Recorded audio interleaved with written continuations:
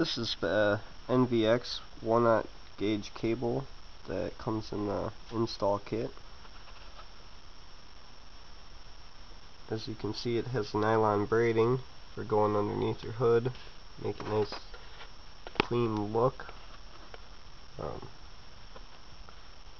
Has nice ends on it pre-installed, nice and strong.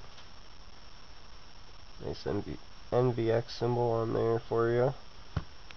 Also has a spot for you to splice in your fuse holder. And then you'd also have the nice symbols on each end of that. Nice clean look.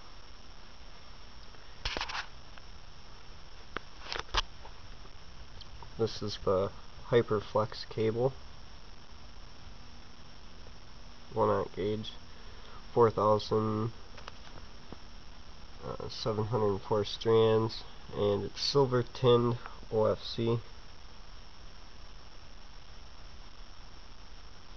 Which is really good for carrying electricity. It's a very nice core size in it.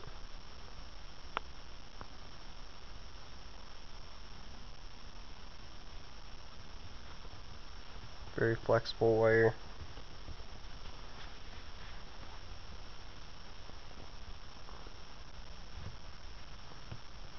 So, thanks for watching.